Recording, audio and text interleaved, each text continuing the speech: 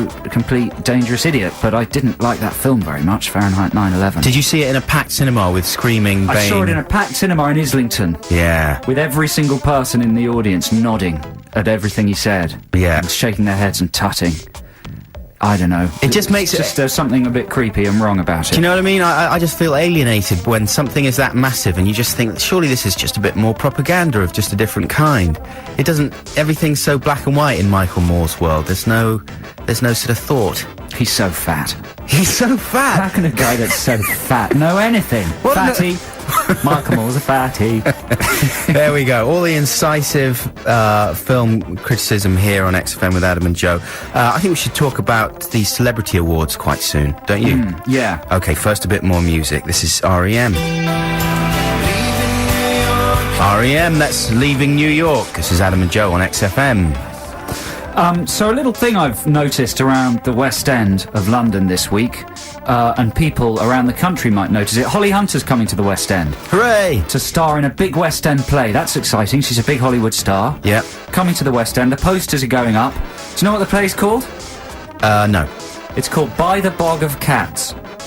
By the Bog of Cats? By the Bog of Cats. The cat bog? By the Lav of Cats. By the cat box? Where the cats poo. Yeah. Yeah? What can that be about? By the Bog of Cats, some cats have done some little turds. Maybe it's and about... Holly Hunter in a beautiful dress stands next to them. She's like a tiny person. They've got an amazing, huge set. And halfway through, a huge, hairy cat bum comes in. Yeah. And delivers some... A little cat egg. Cat pop. Yeah. And, wow, that sounds amazing. What about William Hurt in Among the Eggs of Dogs? That's not... Yeah, Would you see that? Yeah, I would see that. I think that might come into the West End after Holly Hunter's finished with the Bog of Cats. There's not enough about dog eggs. Those are very weird posters. Give us a text if you spot the poster for By the Bog of Cats starring Holly Hunter. Or if you've seen it. Or if you know what it's about. Please let it be about cat poo. Has it started yet? Please. Isn't it nice when you sort of take the mickey out of something like that and then someone calls in and it actually is about cat poo? That would be amazing. But it's really good. Yeah. A sort of a double bluff. Well, you know, we were talking like months ago about all the shows in the West End, like theatre shows that have been developed from movies. Yes. It seems to be a trend that's continuing. There's One Flew Over the Cuckoo's Nest, of course. Yes. With Christian Slater and Mackenzie Crook. And I mean, that's a bit sad, isn't it, basically? Why? Because his whole career, Christian Slater was accused of being a Jack Nicholson impersonator. Right. He worked really hard to go in the other direction. And now he's in the West End impersonating Jack Nicholson. Well, it's a happy ending in a way. And I'm sorry, in my opinion, another controversial opinion for this Saturday, One Flew Over the Cuckoo's Nest is not that brilliant a piece of work. It's trying to tell you that mad people are actually sane, and sane people are mad. But didn't you know that, Joe? Well, it's just not true. People who are mentally ill need help. They're not necessarily geniuses who know the truth about the world and should revolt and take over by throwing big fridges through the window or whatever Chief Bromden does. Yeah. You know? Isn't he called Bromden? I think he is. Something like that. And Chief Billy Bromley. Bibbitt. I used to love that film when I was a teenager, but when I had some experience of mental illness, I realised it was a load of 60s idealistic nonsense. Certainly, it's much less glamorous, when you or someone you know gets ill. It's not quite such a kooky adventure. But it's a very dark book.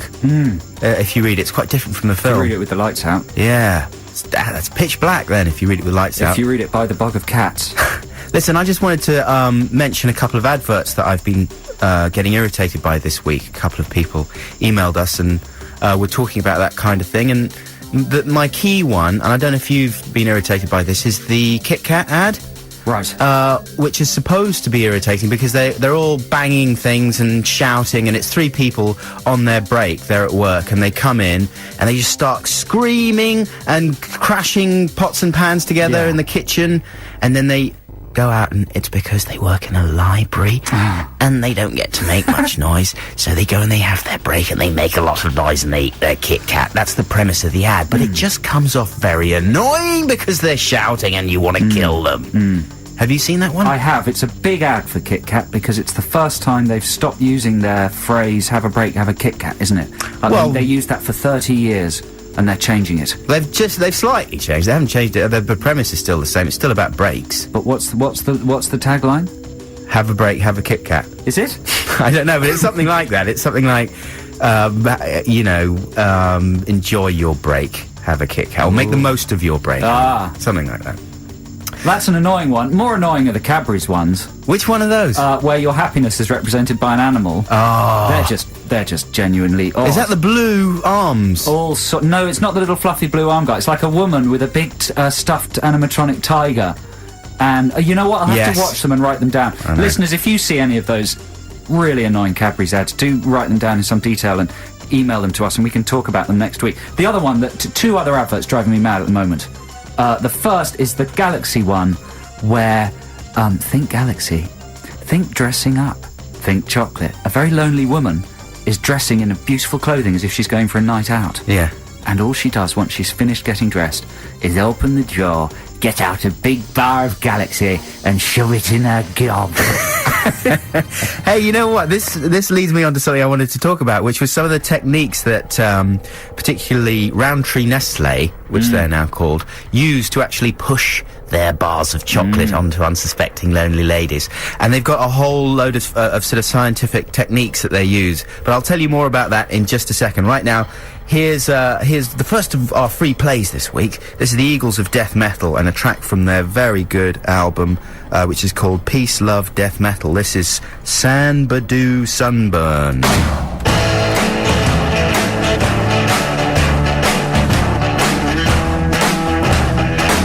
That's nice. They sound like a group of jolly old dustmen. That's why I like them. A group of happy dustmen of stomp-style music. I with think their that's dustbin lids. That's and more or less hobnailed boots. what they are. There's one. It's Josh Homme, I think, is involved. Who's Josh Hartnett? Josh Homme from Queens of the Stone Age. That's the Eagles of Death Metal with San Badoo Sunburn here on XFM. Apologies to listeners if it sounds as if one of us is in the bath. Slight technical problems happening here. Yeah, we're not actually in the bath, although that's a good idea for a show if we can work out like the electricity aspect of it. We'll be back in just 1 second. Stick with us at XFM. XFM.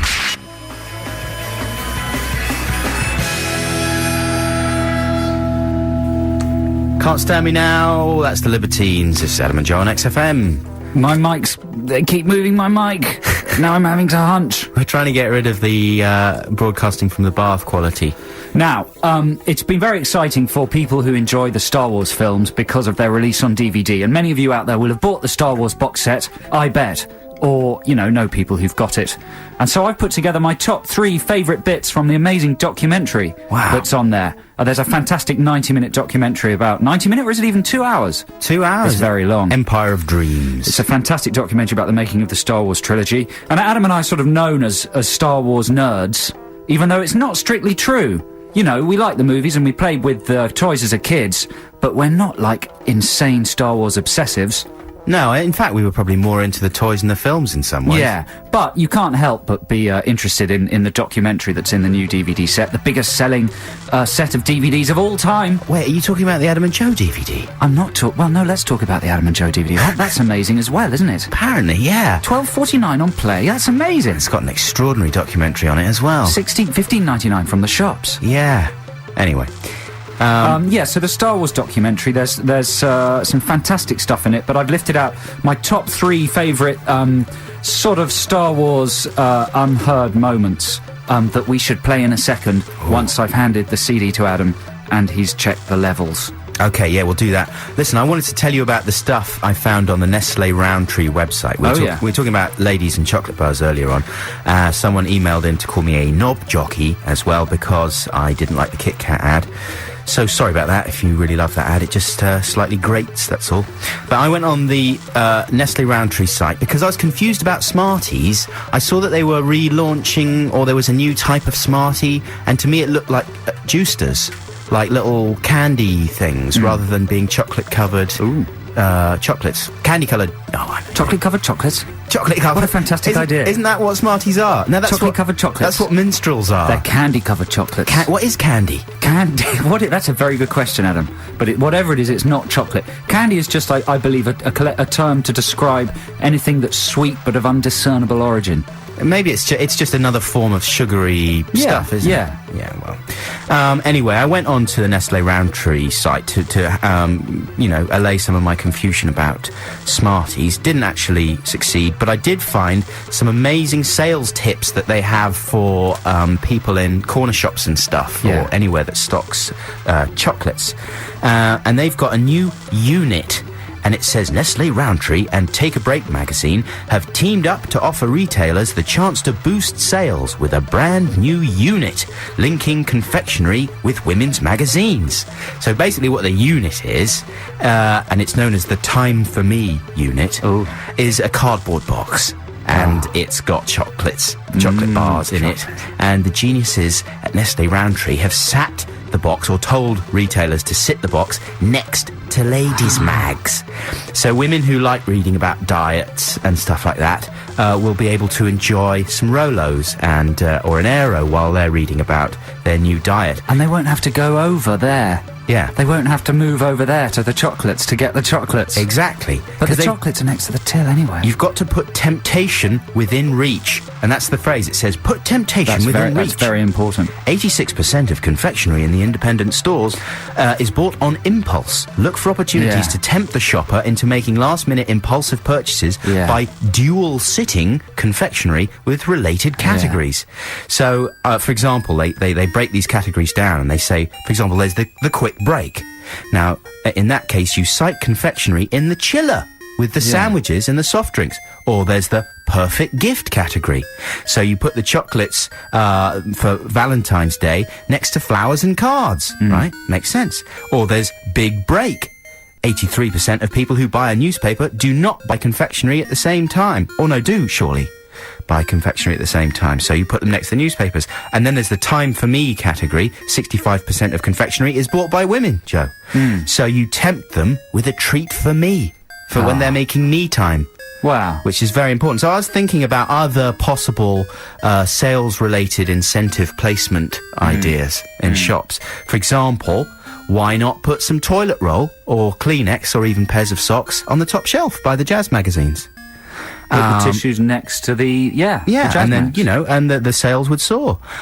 Don't bother hiding the Alco Pops away with the wine and beer. Just Alco Pop them next to the children's toys and the stationery That's a for lovely the schools. idea. Yeah, so the kids don't have to walk so far between aisles. Put temptation within reach. Exactly, that's the key. Says Nestle Roundtree, or Roundtree Nestle.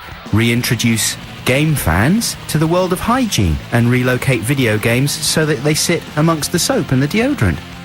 Be a nice little treat for them. That's rather a cynical view of video game players. Buxton. I just know a couple of stinky ones. Place copies of the new Robbie Williams album by the bin bags. People who love buying DVDs would be able to also buy things like Starsky and Hutch. You know, obviously that's absolutely rubbish, Starsky and Hutch, but DVDs like that. The new film. Yeah. They sell so well.